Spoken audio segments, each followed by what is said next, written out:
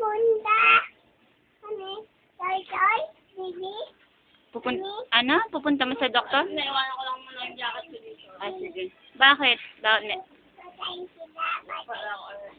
Patay na sila. Eh, paano sila maano ng doktor kung patay na? Ang dinadala sa doktor, may sakit lang. Baka may ubo yung baby mo.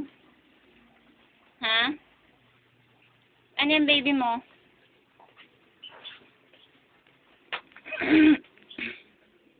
Samunta? Sa? Ah, sa doktor. O, sige.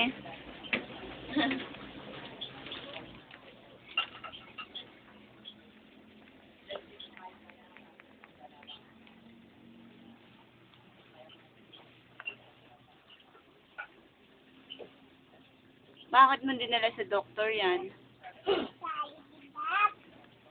Patay? Hi.